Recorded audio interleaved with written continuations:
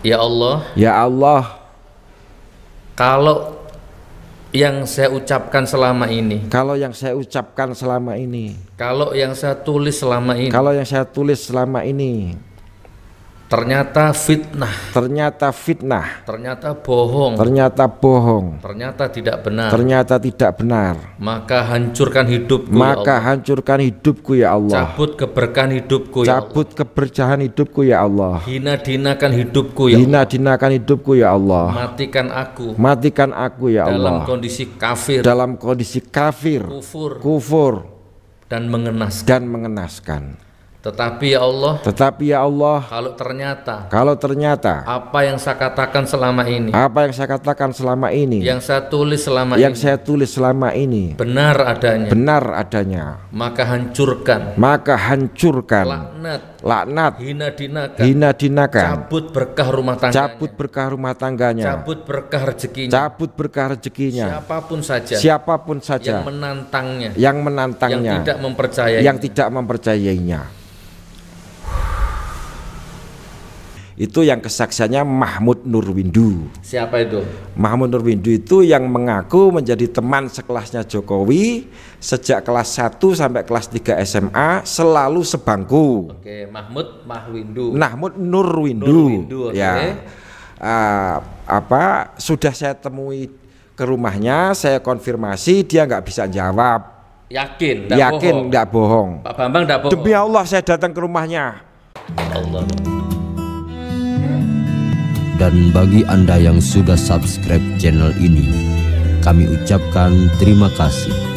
Jazakumullah khairan katsir. Semoga diberikan keberkahan yang berlimpah. Amin.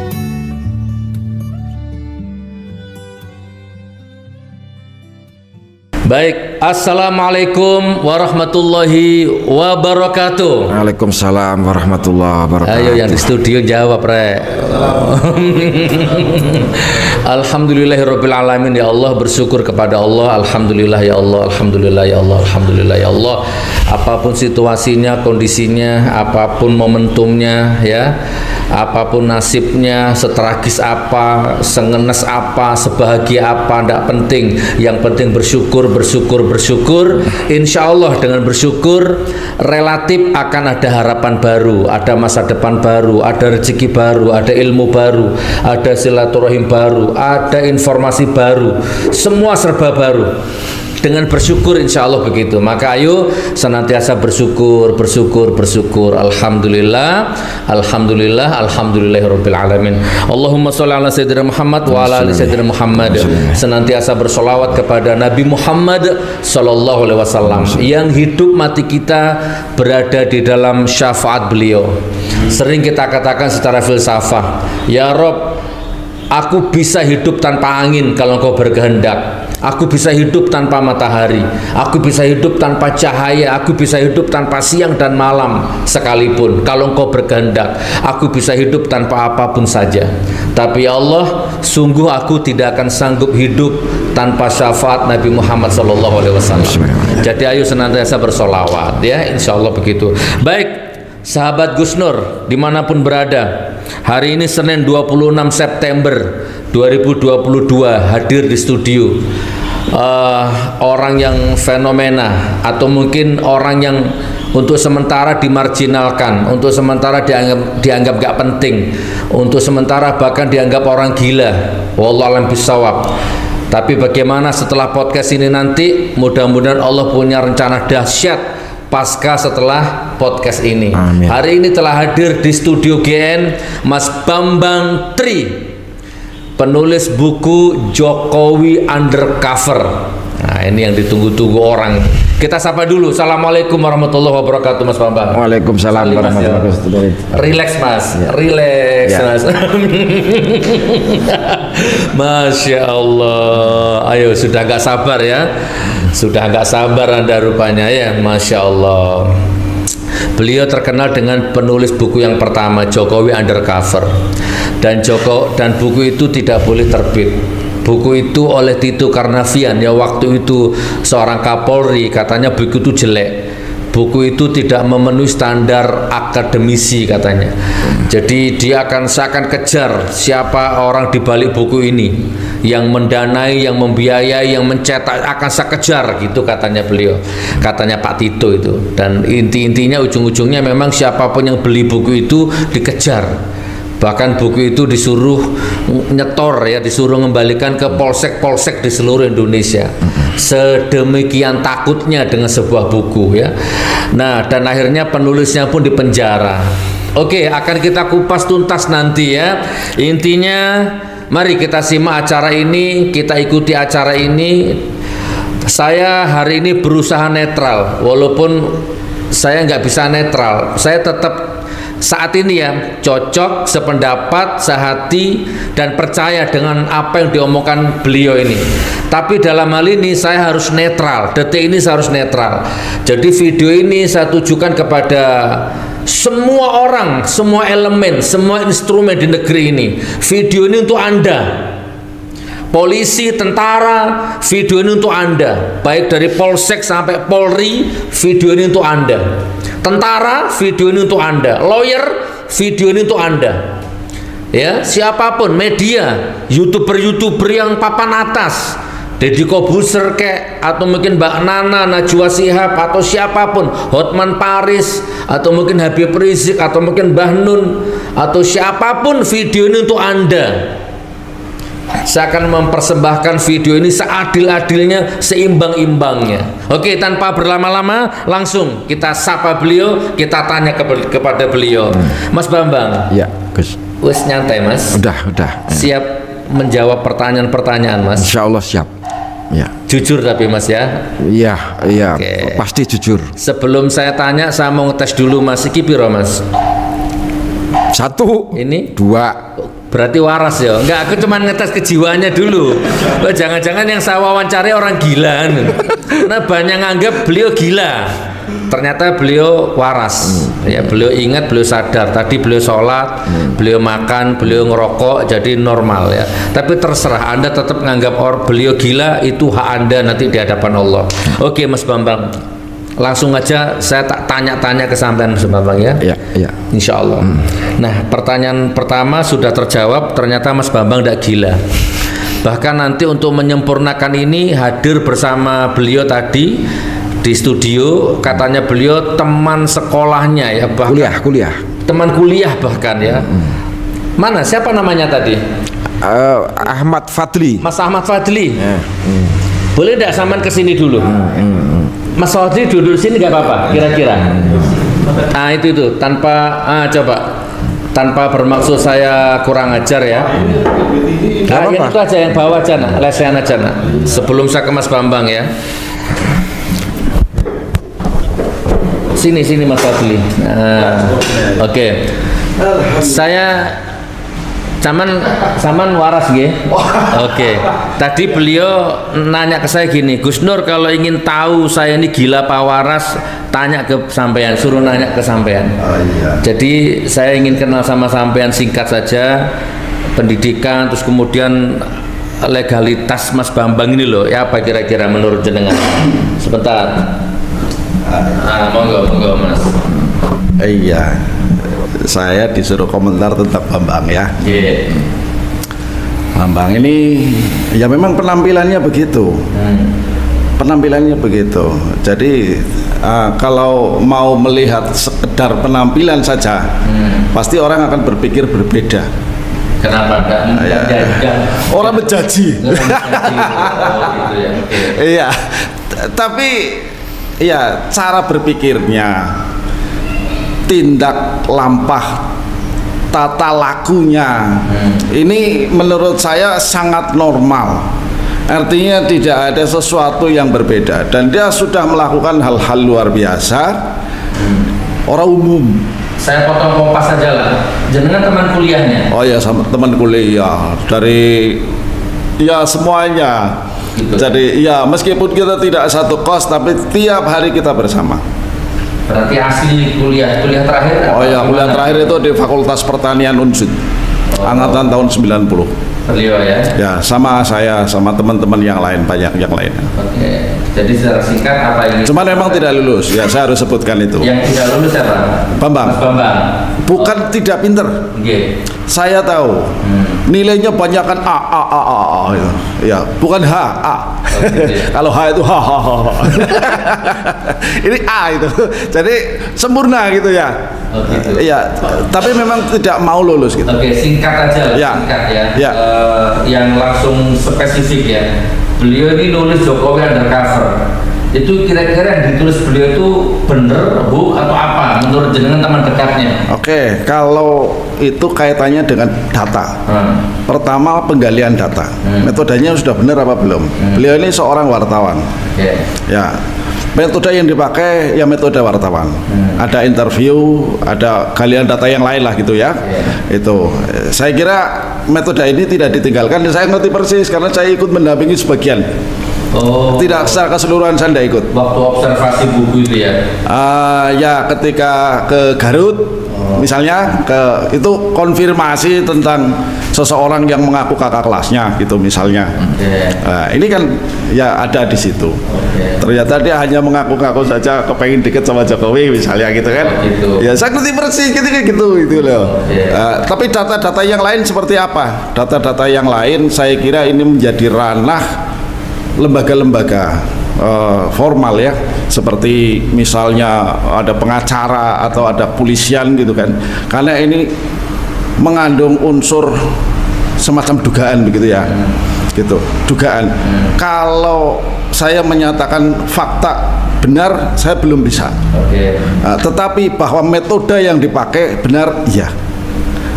Sepenting intinya beliau waras gitu aja. Kalau waras ya waras. Jiwanya ya. Sehat waras. Oke. Sehat waras. Iya, sehat waras. Oke. Jangan kembali ke sana. Saya agak sabar ini. AC-nya mungkin dimatikan deh, agak bocor. Oke, Mas Bambang, ayo kita sama-sama ke Mas Bambang ya. Mas Bambang menulis atau ngomong akhir-akhir ini yang barusan viral itu bahwa semua ijazahnya Pak Jokowi itu palsu. Nah, tapi saya juga melihat beberapa video guru-guru atau sekolah-sekolah tempat Pak Jokowi sekolah, termasuk UGM barangkali ya. Mereka semua menyangkal apa yang diomongkan Mas Bambang. Mereka semua ngaku Pak Jokowi itu ijazahnya asli. Gimana Mas Bambang? Pertama saya sangat berterima kasih kepada Gus Nur. Saya nggak menduga tiba-tiba Gus Nur punya perhatian besar terhadap saya, memberi kesempatan saya untuk menjawab apa kata orang terhadap saya, gitu. Termasuk tadi pertanyaannya adalah bagaimana orang-orang itu bisa menjawab seperti itu seolah-olah membantah saya. Ini bukan begitu, mereka duluan bikin pernyataan itu, kemudian saya teliti pernyataan mereka itu yang tidak benar gitu loh. Setelah saya menyatakan pernyataan itu palsu, belum ada seorang pun yang bantah. Atau mungkin sama dianggap gila tadi, tidak penting. Lah ya itu kan saya nggak bisa komentar. Nyatanya saya nggak merasa gila kok dianggap gila. Ya berarti yang gila yang anggap saya gila. Gitu ya? Ya kan gitu aja. Saya agak serius dikit ya, sebelum beliau saya tak potong dulu ya. Kalau bener omongan beliau ini saya ngeri loh. Berarti kita ini dipimpin oleh seorang presiden yang dari awal memasukkan datanya. Berarti apa? Berarti selama ini presiden ini nggak sah gitu kan? Berarti apapun kebijakan yang selama ini diambil nggak sah secara hukum, baik utang ya kan, baik semua janjinya atau apapun harusnya patah. Ini kan ngeri saya ini. Nah, saya heran gitu. Kenapa kok orang seperti beliau, aset seperti beliau kok masih dibiarkan gelandang begini, maksudnya dibiarkan gelandangan gini nih bagaimana? Oke, guru SD-nya Pak Jokowi, guru SMP, SMA ya, bahkan sampai kuliahnya Pak Jokowi. Video ini tuh Anda gitu loh. Anda bertanggung jawab secara akademis dan moral. Gitu kan? Ini ada orang ngomong ijazahnya palsu dan Anda membantah. Lanjut Pak Bambang, gimana? Ya, seperti contoh video yang ada di mana-mana, itu yang kesaksiannya Mahmud Nurwindu. Siapa itu? Mahmud Nurwindu itu yang mengaku menjadi teman sekelasnya Jokowi sejak kelas 1 sampai kelas 3 SMA, selalu sebangku. Oke, Mahmud Nurwindu. Okay. Ya, sudah saya temui ke rumahnya, saya konfirmasi, dia nggak bisa jawab.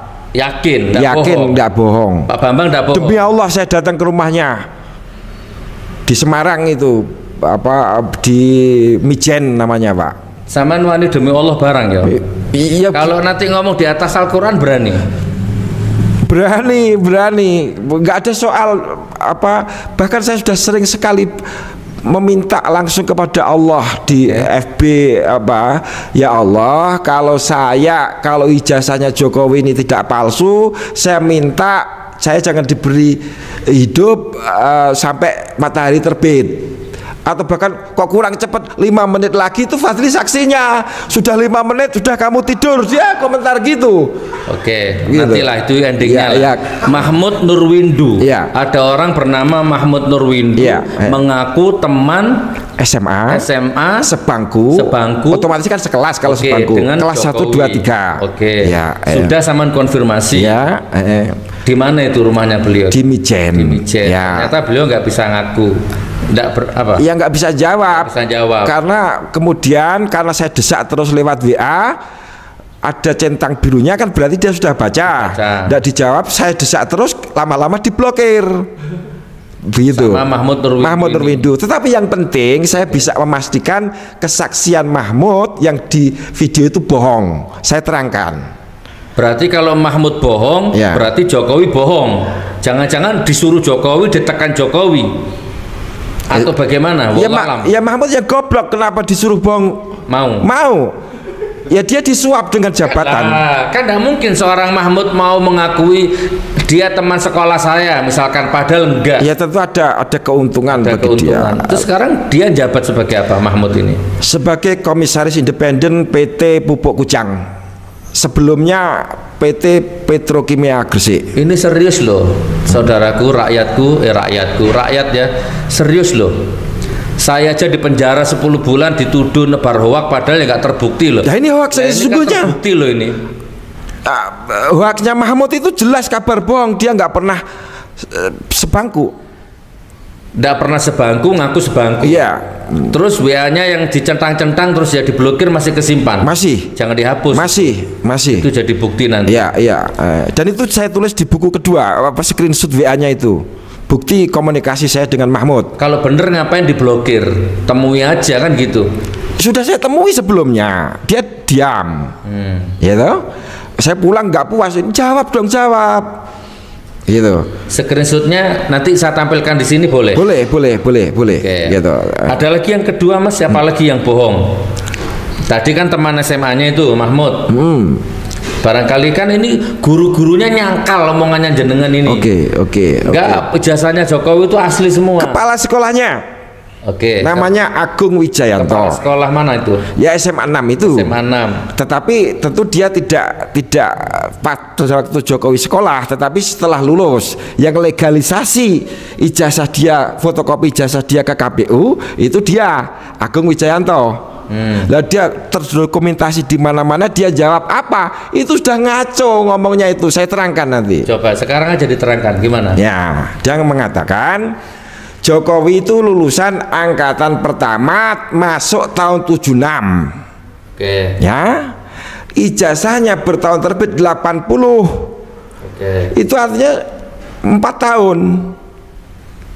4,5 tahun, ya toh. Yang benar adalah Jokowi itu masuknya tahun 78, ya toh. Karena ada tambahan setengah tahun, 1 semester waktu itu, kalau dia normal naik kelas terus, dia akan lulus tahun 81. Tapi ijazahnya kok 80. Kedua, omongan Agung Wijayanto ini mengatakan bahwa Jokowi itu angkatan pertama. Agung Wijayanto itu kepala sekolah. Kepala sekolah tadi, sekarang pindah jadi kepala sekolah SMA 3 Solo. Itu sampai sekarang. Itu promosi, Pak. SMA 3 itu SMA lebih top. Ya toh. opahnya dia berbohong mengakui ijazahnya Jokowi itu sah, itu dengan promosi itu hadiah yang lain saya nggak bisa mengatakan. Oke, siapa namanya? Agung Wijayanto, SPD. SPD, kepala sekolah SMA 6 dulu, sekarang SMA 3 Solo. Oke, yang disebut namanya tadi video ini untuk Anda. Ya. Tolong dilihat, Oke, yang lain Mas Bambang? Apa? Orang lain teman ya. Kan bohong semua kan? Iya. Guru-gurunya enggak, ini ada yang nggak bohong. Yang jujur kepada saya juga ada. Siapa? Namanya Bu Sri Handayani. Ini yang jujur? Yang jujur. Pernyataan dia Mahmud bohong. Oh. Saya itu lulusan 80 tapi nggak kenal dengan Jokowi. Oke, Sri Handayani. Bu Sri Handayani. Bu Sri ini siapa? Ya pokoknya lulusan angkatan tahun 80 yang asli, yang bener-bener. Yang asli ya? Ya, dia tunjukkan ijazahnya, kalau Anda nggak percaya saya lulusan situ ini. Oh, Jokowi bohong kalau lulus tahun 80. Aku loh tahun 80 lulus. Aku nggak kenal dia. Aku nggak kenal dia gitu, katanya Bu Sri. Dan Bu Sri ini mengakui dipaksa untuk mengaku kenal Jokowi oleh orang yang namanya Sigit Arianto. Siapa lagi itu? Ya, lulusan 80 benar, tapi memaksa orang lain untuk rame-rame ayo dong mengakui Jokowi 80. Berarti ini bohong berjamaah ini ya? Bohong kemana-mana akhirnya gitu loh. Lah mengenai guru-guru yang ngomong itu bicaranya berpuluh tahun kemudian. Pak Jokowi gimana? Ini video untuk Anda ini. Ini rakyatmu ini. Kan tidak mungkin beliau punya niat makar, kudeta, itu kan tidak mungkin. Beliau hanya ngomong sesuai keyakinannya. Kalau memang omongan beliau benar kan berarti Anda bohongi rakyat seluruh Indonesia, termasuk saya kan. Anda bohongi rakyat ini, termasuk polisi-polisi, tentara-tentara, Anda dibohongi berarti. Termasuk bohongi istrinya sendiri loh. Begitu ya? Iya. Gimana kira-kira? Oke, apalagi Pak, mumpung sih panas sih. Nah, tadi saksi yang lain. Saksi saya itu kalau menurut aturan hukum Pak, 2 alat bukti cukup. Jadi 2 saksi tadi, Agung Wijayanto dan Sri Handayani sudah cukup. Alasan memastikan bahwa ijazah Jokowi palsu. Orang 2 tadi berani jadi saksi. Bu Sri Handayani berani. Karena yang dilawan ini tirani ini. Kalau Bu Sri Handayani berani, saya sangat hargai beliau. Nah, dan ini saya sampaikan, saya sangat takjub kepada keberanian dan kecerdasan Ibu Sri Handayani. Pak Gus Nur harus tahu, Bu Sri Handayani itu ngomong ke saya, Mas, sekarang berapa persen itu kontribusinya para alumni untuk perolehan suara? Kan kecil sekali.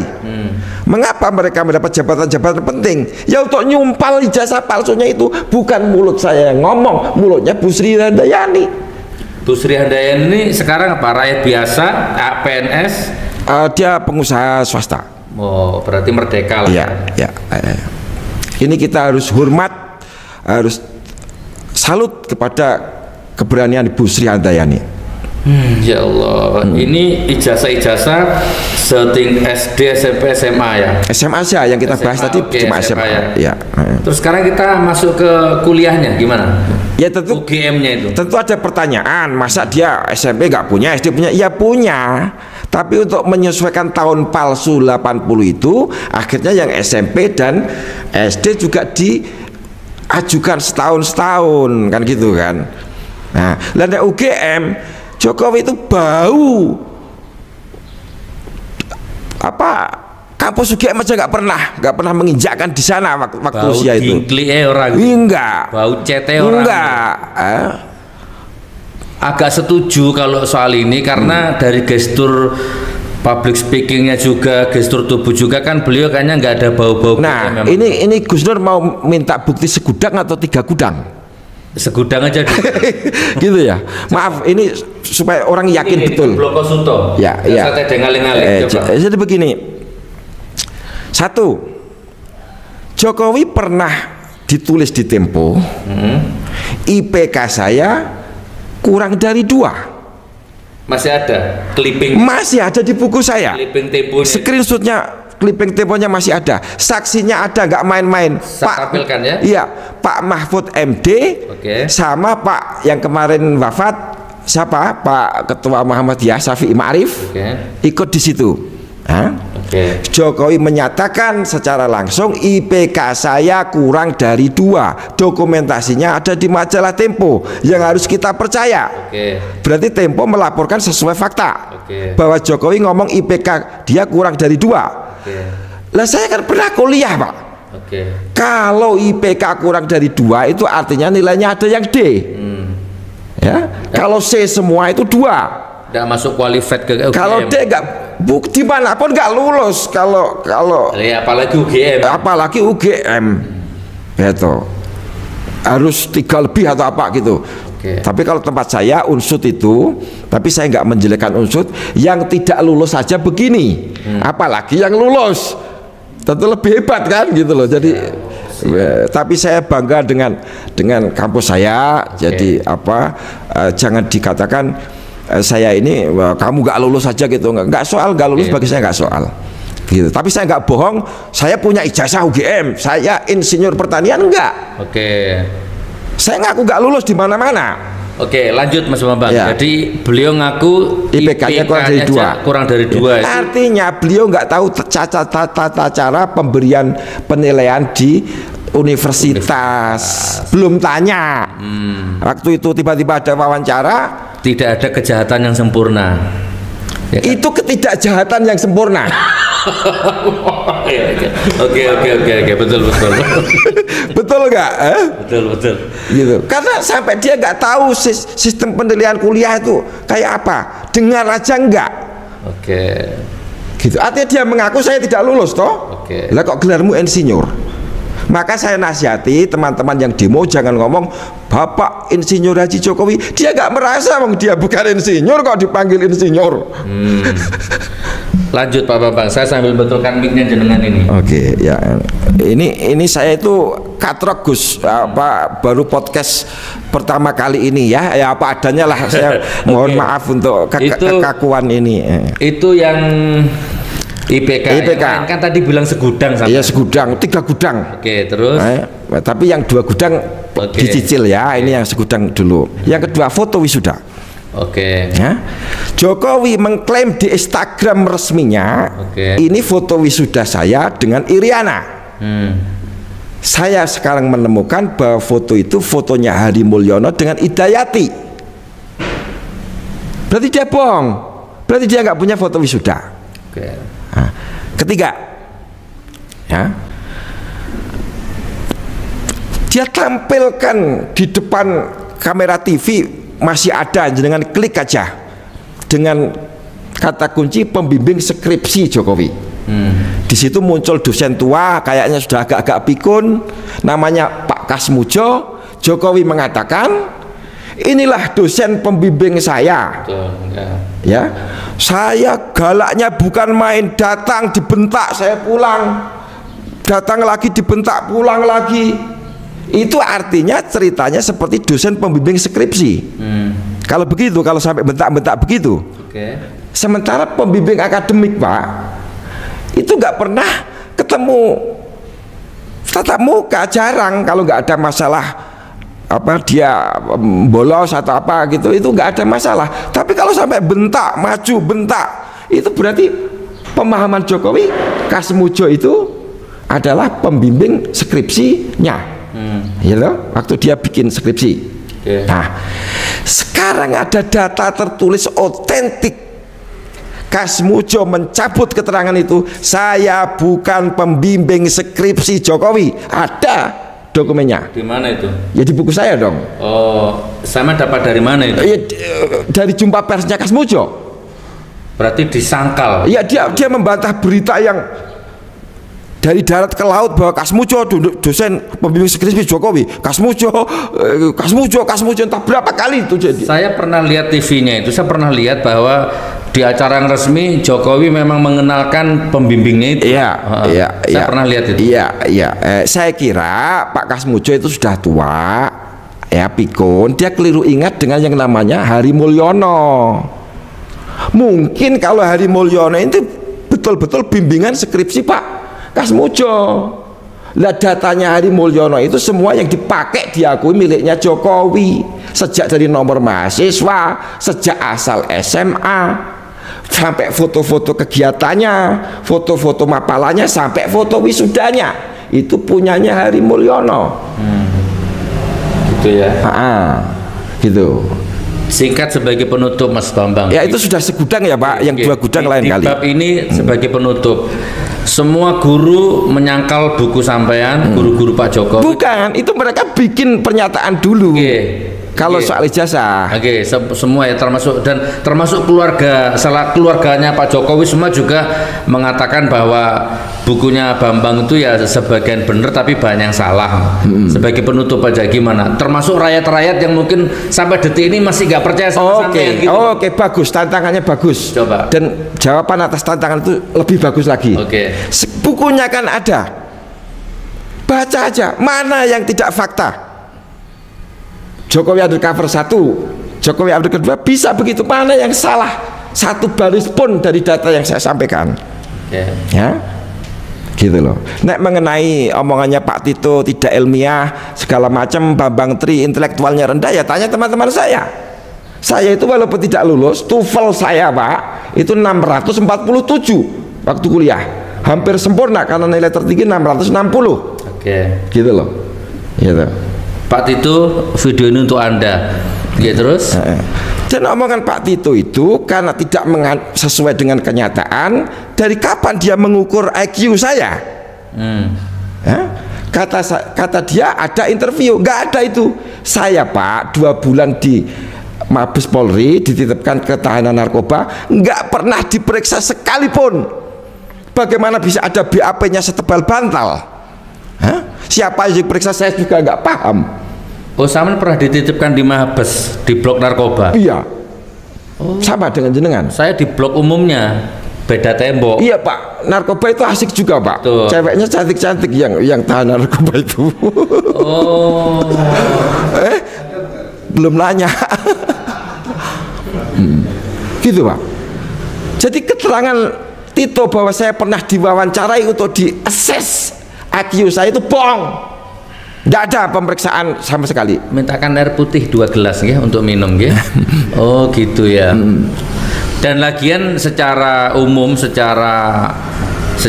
lah ya, bukan hak atau bukan fak atau bukan bidang seorang polisi menganalisa sebuah buku. Nggak boleh. Dia harus diserahkan itu kepada ahlinya.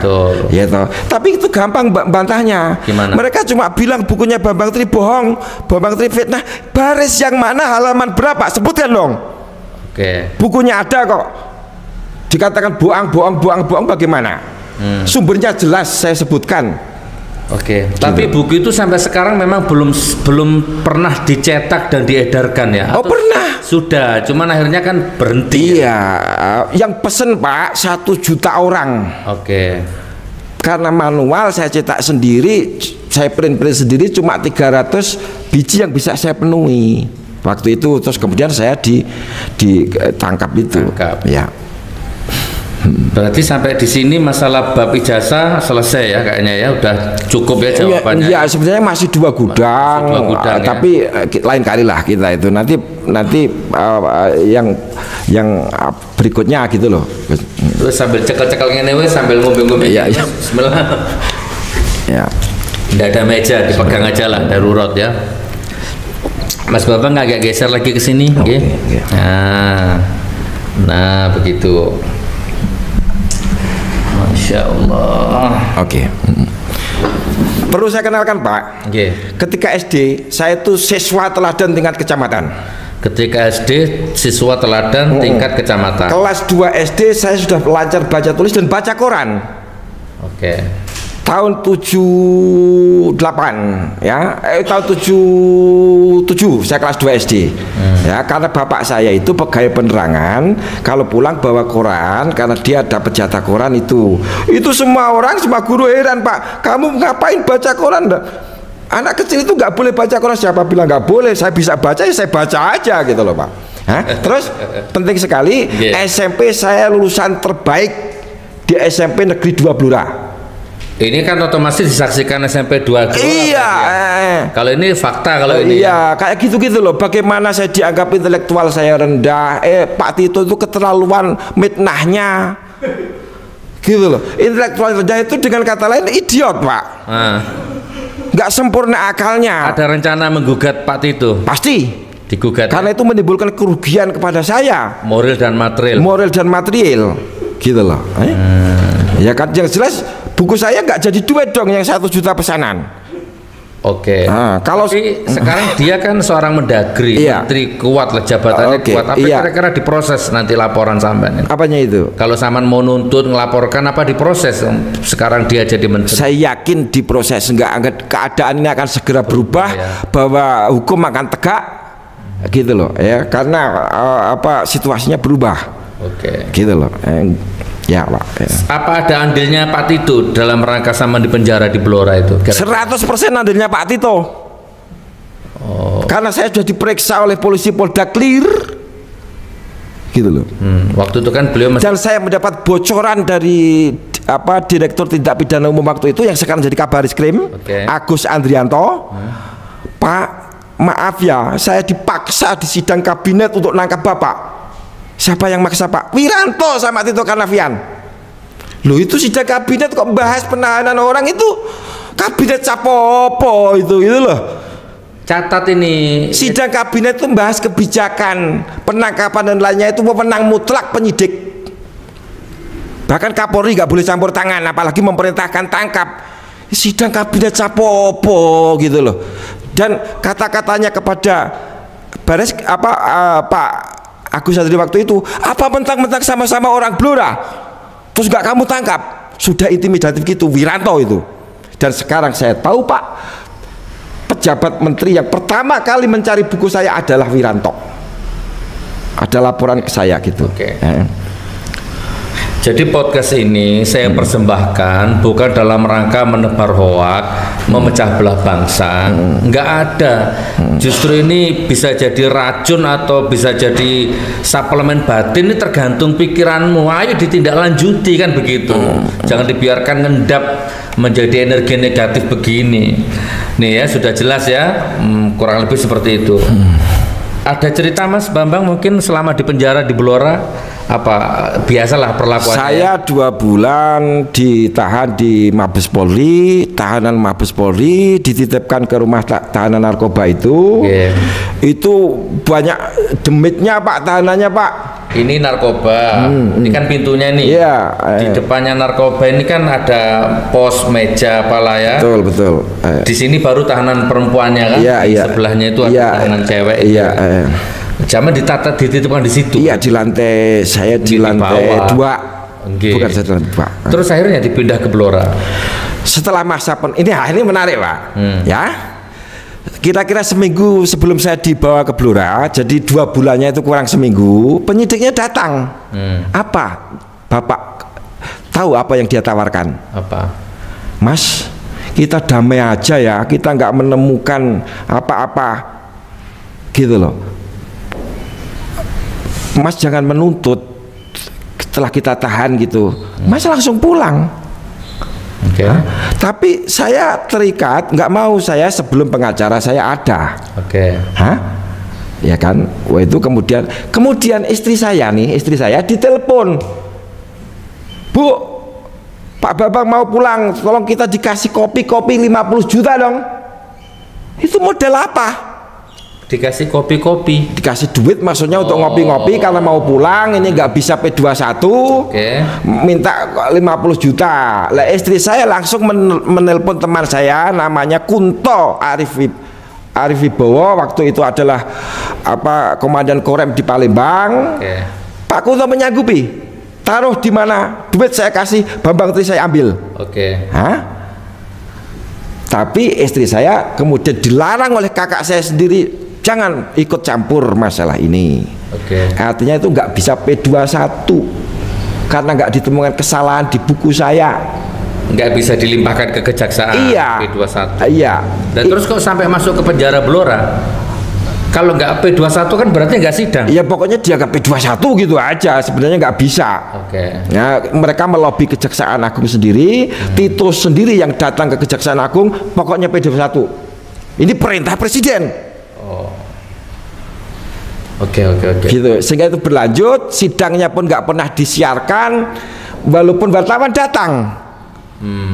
Itu nggak pernah, itu sidangnya kacau balau, hakim saya bentak, macam-macam saya bentak gitu. Bayangkan Pak, yang lucu Pak, hakim itu bertanya kepada tukang fotokopi yang dipanggil sebagai saksi dari JPU apa dari sampean? Dari JPU. Dari JPU. Okay. Ya, ditanya, Mas tukang fotokopi, apa Anda tahu metodologi penulisan buku Jokowi Undercover? Langsung saya berdiri, Bu, ini tukang fotokopi, kenapa ditanya soal metodologi?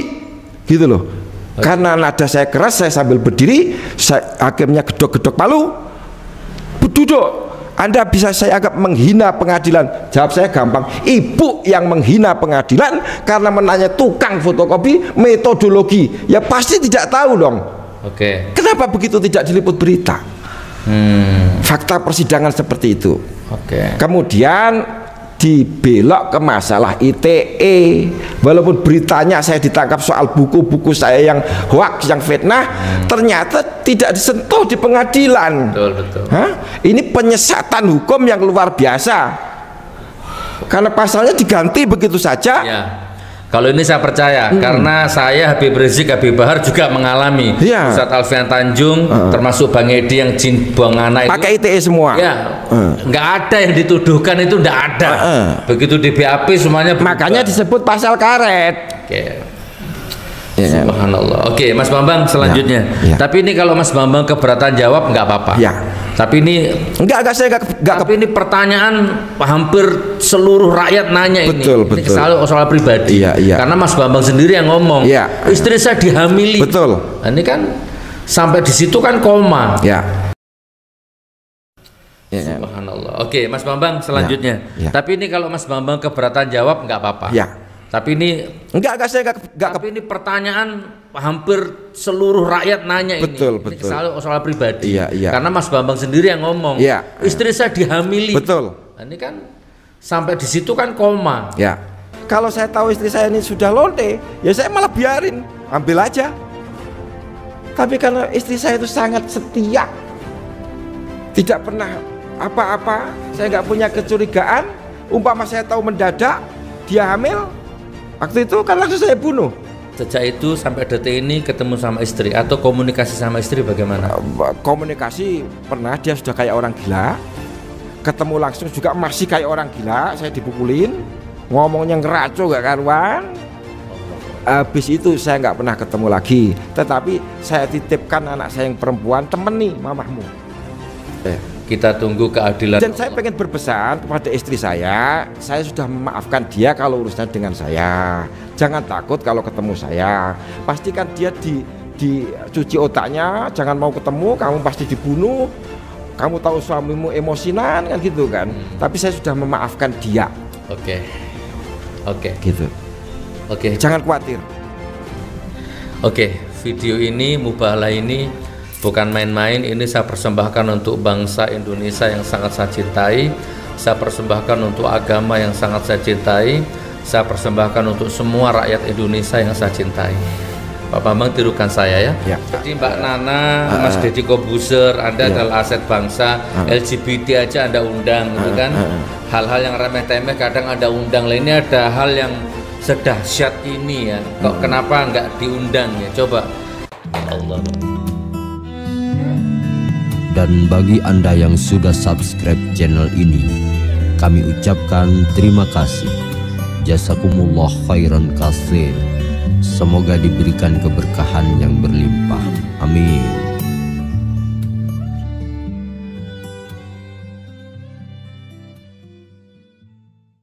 Dihamili suka sama suka, dihamili dipaksa, siapa yang hamil, sekarang punya anak, motifnya apa kan gitu Mas? Saya minta Fadli tampil lagi karena dia mengenal istri saya. Saudara Fadli supaya berbicara Pak. Gitu? Saya tanya dia, saya yang jawab sendiri gitu loh. Gitu ya? Mas Fadli, coba. Ini beliau manggil jenengan ini. Oh, Saman kenal baik sama istrinya? Iya. Coba lenggah lagi sini, nggak apa-apa. Gimana? Mas Bambang yang nanya? Bukan, kamu cukup mengiya atau tidak? Okay. Ya, gitu. Ya, saya cuma pengen konfirmasi disaksikan penonton, ya. Okay. Tapi kita nggak akan ungkap seluruhnya. Biar yang merasa aja yang melakukan yang sadar. Okay. Ya, kamu tahu siapa anak itu yang sekarang itu? Sebenarnya tahu nggak atau punya informasi? Punya, tahu apa enggak gitu aja? Maksudnya anak siapa yang dilahirkan itu? Anak yang dilahirkan itu? Dilahirkan istri sampai. Iya, dia tahu siapa itu, gitu ya atau tidak? Ada informasi gitu aja. Ya, Desi melahirkan lagi, saya tahu. Iya, dan bukan anak saya, dan itu anak saya. Mungkin waktu sampean sebelum ditangkap sudah hamil sperma sampean, bukan? Ya, terlalu lama hamilnya kalau begitu. Pak, ini Jadi kehamilan meyakinkan ini. Ini Gus, kehamilan normal itu kan 9 bulan 10 hari. enggak nanti kamu kepaksa ngomong terlalu banyak. Ya artinya kan itu Kasihan kamu, bilang, kasihan kamu. Sebelum berangkat sudah titip sperma, emangnya bayi tabung? Enggak mungkin. Yang intinya begini aja, itu ada bayinya sekarang sedang tinggal dites DNA, itu anak saya apa bukan, ketahuan itu siapa bapaknya, gitu aja. Kalau ada, Tapi intinya kalau begini, kalau saya kenal istrinya Bambang, iya. Istrinya Bambang Tidak mungkin suka sama suka. Purwokerto. Tidak mungkin suka sama suka. Saya Purwokerto juga. tidak mungkin suka sama suka. Beliau berarti. Penilaianmu, ya. Saya tidak berkomentar itu. Oke. Orang Purwokerto, bapaknya namanya Teng Yap, saya kenal. Oke. Ibunya Cina juga sama, saya nggak tahu namanya. Desi menikah, saya yang nganterin ke Blora. Desi itu Istrinya Bambang. Istrinya Bambang. Oh, berarti Rumah sama tangga, teman akrab. rumah tangganya baik-baik saja sampai di penjara di Blora. Mulai kisruh ya ketika pindah ke Selawi, yang nengokin ya saya di Selawi. Jadi itu ada intervensi luar. Sebelumnya saya nggak ada masalah punya istri. Soal kemudian ceritanya berkembang, saya tidak tahu. Desinya loh ya. Oke. Gitu. Cukup. Ya, kalau hamil, ya hamil. Memang. Punya anak, kamu ngerti anaknya kan? Ya, saya ngerti ya. Dia punya anak lagi. Laki apa perempuan? Laki-laki. Sekarang umur berapa? 3 tahunan lah, 3 tahunan lebih. Jadi intinya suami di penjara, begitu keluar istri hamil punya anak. Betul. Istri melahirkan seorang anak. Iya, betul. Untung Saman nggak terpancing di video jenengan kan dibunuh, Saman takut bunuh nanti emosi. Ya bagaimana, pasti saya bunuh dong kalau saya tahu mendadak itu. Ya kan, karena saya nggak mengira istri saya berbuat seperti itu. Kalau saya tahu istri saya ini sudah lonte, ya saya malah biarin, ambil aja. Tapi karena istri saya itu sangat setia, tidak pernah apa-apa, saya nggak punya kecurigaan. Umpama saya tahu mendadak dia hamil, waktu itu kan langsung saya bunuh. Saya langsung masuk apapun alasannya, karena saya bunuh orang pasti masuk minimal 15 tahun. Kan selesai nasib saya kalau itu terjadi. Sejak itu sampai detik ini ketemu sama istri atau komunikasi sama istri bagaimana? Komunikasi pernah, dia sudah kayak orang gila. Ketemu langsung juga masih kayak orang gila, saya dipukulin, ngomongnya ngeraco gak karuan.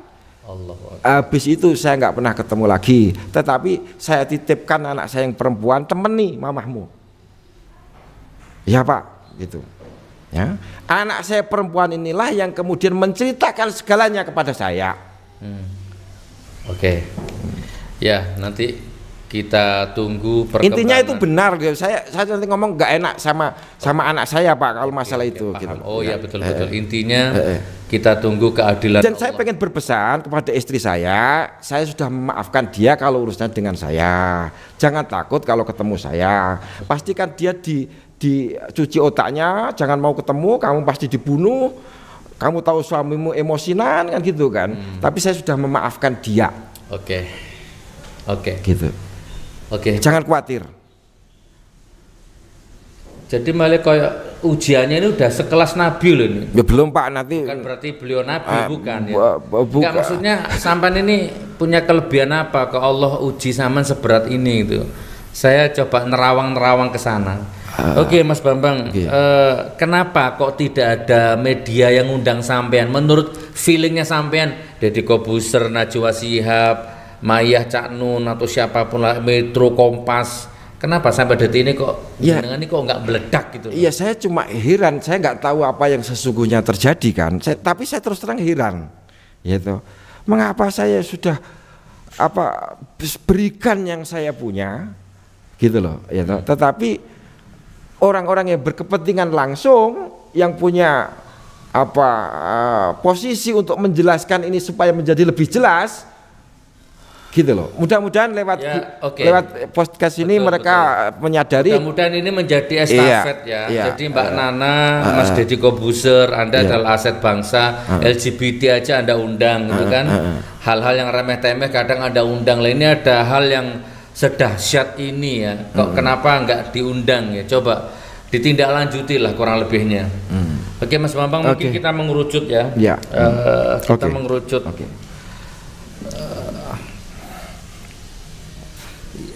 Ya Allah, Mas Bambang, seandainya ini singkat aja sebagai penutup ya. Karena saya ini, Saman pernah lihat saya mubahalah nggak? Pernah di masjid itu. Pokoknya kalau saya yang salah supaya saya dikutuk seanak cucu saya, gitu. Itu kalau jenengan nggak meyakini atau nggak bener atau bohong, jenengan nggak bakal berani. Coba kalau orang bohong, walaupun dia nggak percaya Gusti Allah, dia berani ngomong gitu, dituruti sama Gusti Allah. Gusti Allah bisa melakukan apa saja. Itu walaupun dia nggak percaya. Iya. Walaupun saya kafir pun saya nggak akan berani melakukan. Nggak akan berani itu, karena pasti terjadi. Betul. Dan banyak pejabat ketika dilantik dia disumpah di atas Al-Quran, dan pejabat itu akhirnya terbukti hidupnya hancur karena ternyata sumpahnya dilanggar semua. Itu aja dia nggak ngomong kan, kalau saya begini harus begini, nggak mubahalah itu, cuma menurunkan bunyi sumpahnya. Kalau mubahalah itu nantang Gusti Allah. Nah sekarang gini Mas Bambang, saya Saman kalau mau ya nggak apa-apa, nggak mau ya nggak apa-apa. Saya akan melepas semua, membantu untuk melepaskan semua beban batin jenengan, beban hidup jenengan. Sampai saya mubahalah, tak ajak mubahalah. Ada Al-Quran di atas kepala jenengan. Sama tinggal ngomong aja. Apa yang saya katakan ini benar. Kalau tidak, semoga begini-begini. Tapi kalau ternyata saya benar, kalian semua begini-begini. Didikte aja, nanti saya tirukan. Berarti kan kalau gitu kan selesai urusan jenengan dan semua urusan manusia ini. Nah, jadi jenengan bisa hidup tenang. Siapa yang anggap sama gila, dia akan dihancurkan hidupnya sama Allah. Percaya terserah, nggak percaya terserah. Gitu loh maksudnya. Boleh. Tapi saya didikte ya, maksudnya saya tirukan. Atau ditulis saya baca. Enggak, saya membimbing syahadatnya saja. Jangan gampang. Ada Al-Quran, coba ambilkan. Saudaraku, kita masuk acara inti. Ini loh yang sama nanggap gila. Ini loh buzzer, influencer, polisi, tentara, rezim, laknatullah. Yang Anda tuduh gila ini sekarang beliau mau menyerahkan hidup dan matinya di hadapan Al-Quran, di hadapan Allah. Tentu kalau khilaf, saya salah data dikit ada ya Pak, nggak 100%. Tapi pada intinya yang pokok-pokok tadi, yang informasi pokok tadi mengenai ijazah Jokowi, mengenai istri saya itu saya berani bersumpah. Itu Allah yang maha tahu nanti, detail mendeteksi hatinya jenengan. Siap. Allah akan memaklumi dan memaafkan kesalahan kata-kata ya. Jadi bagi siapapun yang setelah nonton podcast ini dan Anda tetap menantang beliau, menganggap beliau remeh, maka dari detik ini, jam 12:30 ini, Anda catat ini, cek kesehatanmu, cek saldo rekeningmu, cek keberkahan rumah tanggamu, kamu akan hancur sehancur-hancurnya. Karena yang kamu ingkari bukan Mas Bambangnya, tapi Al-Qur'annya ini. Gitu ya. Coba saya dibantu Mas, siapa? Pegang Al-Quran ini, taruh di atas kepalanya Mas Bambang. Nah, bismillah. Punya wudhu kan? Mas Bambang juga punya wudhu, tadi baru sholat. Masih. Relax Mas Bambang. Relax ya. Yakin? Siap. Mumpung belum terjadi, barangkali berubah pikiran. Enggak. Saya menunggu kesempatan bersumpah semacam ini yang disaksikan orang banyak. Tapi kan nggak lucu kalau saya minta, ayo sumpah-sumpah gitu loh. Harus orang lain yang minta. Oke, video ini mubahalah ini Bukan main-main, ini saya persembahkan untuk bangsa Indonesia yang sangat saya cintai. Saya persembahkan untuk agama yang sangat saya cintai. Saya persembahkan untuk semua rakyat Indonesia yang saya cintai. Pak Bambang tirukan saya ya. Ya. Asyhadu an la ilaha illallah. Asyhadu an la ilaha illallah. Wa asyhadu anna Muhammadar Rasulullah. Wa asyhadu anna Muhammadar Rasulullah. Allahumma sholli ala Sayyidina Muhammad. Allahumma sholli ala Sayyidina Muhammad. Wa ala ali Sayyidina Muhammad. Wa ala ali Sayyidina Muhammad. Aku bersaksi. Aku bersaksi. Tidak ada Tuhan selain Allah. Tidak ada Tuhan selain Allah. Dan aku bersaksi. Dan aku bersaksi. Nabi Muhammad. Nabi Muhammad adalah utusan Allah. Adalah utusan Allah. Ya Allah. Ya Allah. Kalau yang saya ucapkan selama ini. Kalau yang saya ucapkan selama ini. Kalau yang saya tulis selama ini. Kalau yang saya tulis selama ini. Ternyata fitnah. Ternyata fitnah. Ternyata bohong. Ternyata bohong. Ternyata tidak benar. Ternyata tidak benar. Maka hancurkan hidupku. Maka ya Allah. hancurkan hidupku ya Allah. Cabut keberkahan hidupku ya Allah. Cabut keberkahan hidupku ya Allah. Hina-dinakan hidupku ya Allah. Hina-dinakan hidupku ya Allah. Matikan aku. Matikan aku ya Allah. Dalam kondisi kafir. Dalam kondisi kafir. Kufur. Dan mengenaskan. Dan mengenaskan. Tetapi ya Allah. Tetapi ya Allah. Kalau ternyata. Apa yang saya katakan selama ini. Apa yang saya katakan selama ini. Yang saya tulis selama ini. Yang saya tulis selama ini. Benar adanya. Benar adanya. Maka hancurkan. Maka hancurkan. Laknat. Hina-dinakan. Cabut berkah rumah tangganya. Cabut berkah rumah tangganya. Cabut berkah rezekinya. Cabut berkah rezekinya. Siapapun saja. Yang menantangnya. Yang tidak mempercayainya. Yang tidak mempercayainya. Sampun Mas Bambang. Lego. Iya. Dan saya sampaikan, saya pengen bicara sedikit Gus. Saya tidak bermaksud memusuhi siapapun dengan pernyataan-pernyataan saya ini. Ya toh. Jadi silakan semua dinilai secara adil. Pihak-pihak yang bersangkutan diperiksa, termasuk saksi-saksi yang terbitkan. Apakah saya betul tanya begitu sama mereka? Kan gampang gitu loh. Jadi nggak usah belum dikatakan ini hoax, ini orang yang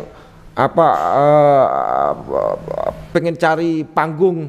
Buat apa? Saya sudah punya panggung sendiri kok. Buku Jokowi Undercover itu yang pesan 1 juta orang. Ngapain saya butuh panggung gitu-gituan? Tidak boleh ditulis. Iya, artinya kan ada pengakuan. Sekarang gitu. Yang kedua, Jokowi Undercover 2 ini ya.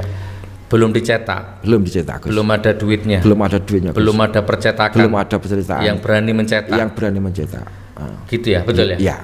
Jadi barangkali setelah nonton video ini, monggo barangkali ada percetakan yang siap mencetak atau ada investor yang siap donatur mencetak buku ini dengan meluruskan niat. Ya, saya pertama Gus Dur ikut mencetak, Gus Dur ikut mencetak dong. Insya Allah. Berapapun gitu loh. Insya Allah. Oke, deal.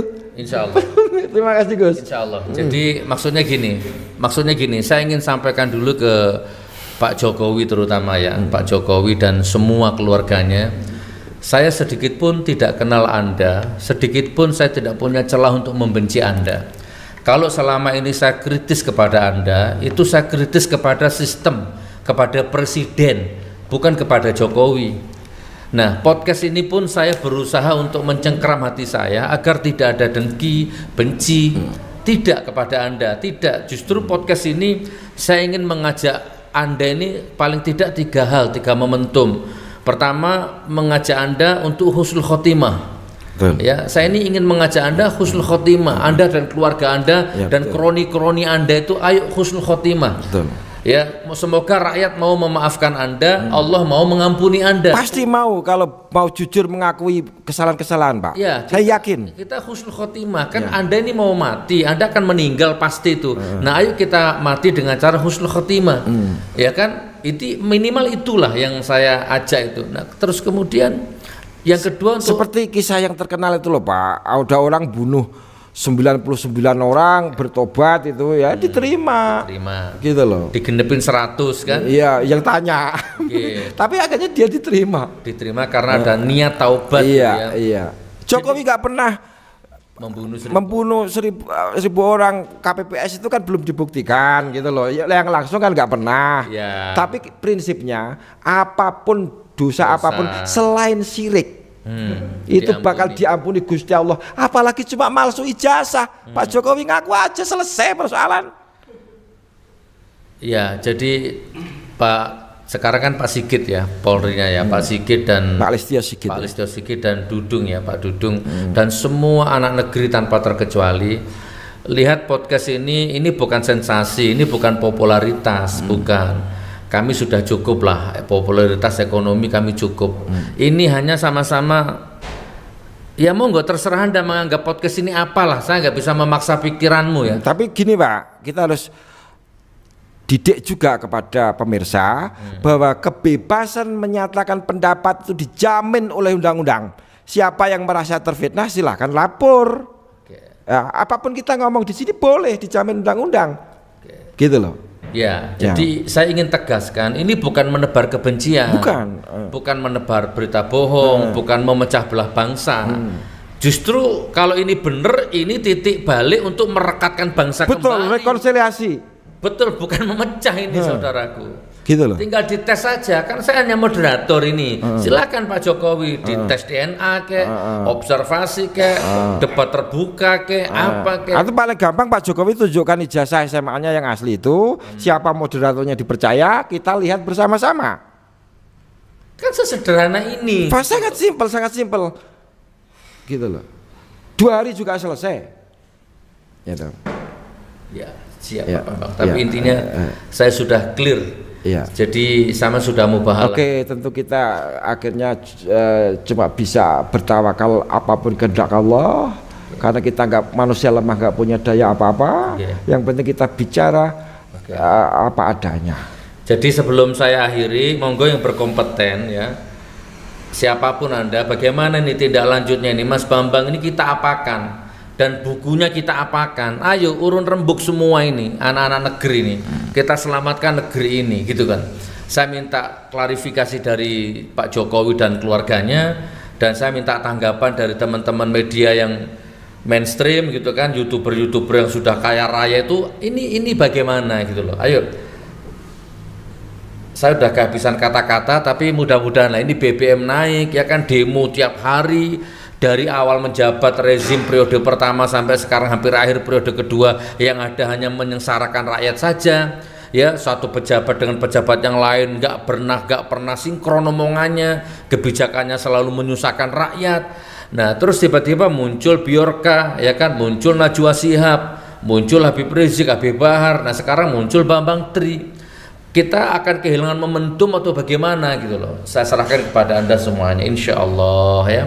Saya rasa cukup Mas Bambang. Oke, terima kasih. Saya tunggu ya donatur, maksudnya donatur investor ya, percetakan atau bagaimana selanjutnya buku laki-laki berijazah palsu ini bagaimana?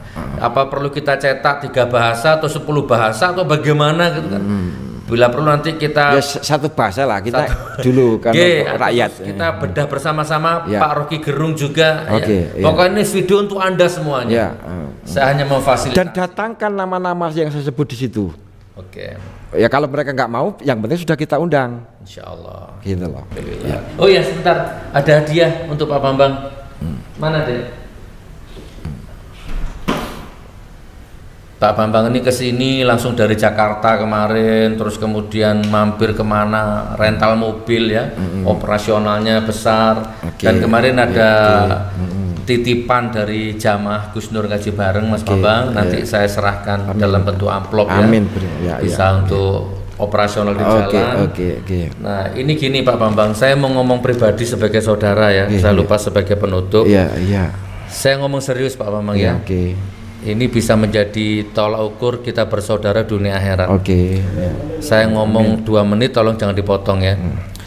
Pak Bambang ini ujianmu berat, tantanganmu berat, ke depan akan semakin berat.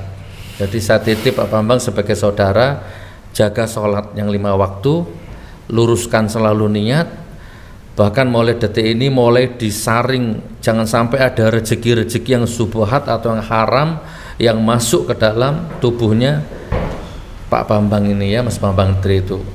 tolong. Jadi misalkan 100, 1000, 500.000, 1 juta itu harus jelas akadnya, harus jelas. Jangan sampai itu samar-samar nggak jelas terus dimakan. Saya nggak bisa ngomong secara vulgar, tapi Pak Bambang ngerti kemana maksud saya. Ya, sholat tepat waktu, 5 waktu, prioritas di atas segala-galanya, siap mati demi menjaga sholat yang 5 waktu, dan siap mati menjaga rezeki yang halal-halal saja. Nah, ini ada seperangkat alat sholat sebagai simbol, ada sarung, ada peci, ada baju, bahwa mulai sekarang Pak Bambang harus sholat tepat waktu. Hanya ini yang bisa saya sampaikan. Terus yang kedua tadi rezeki-rezeki itu mulai disaring ya. Ini oh ini halal, oke. Oh ini haram, jangan dulu. Oh ini subhat, belum jelas. Tanyakan dulu ini, harus jelas. Kalau sudah baru dimakan. Insya Allah kalau begitu Pak Bambang akan selamat. Amin. Dijaga sama Allah. Amin. Amin. Bukan mengguri ya Mas Bambang ya. Oke, diterima. Terima kasih. Allah. Terima kasih banyak Gus. Insya Allah. Nanti ada dari beberapa jamaah titip untuk Oke, ya terima kasih banyak. Baik, assalamualaikum warahmatullahi wabarakatuh.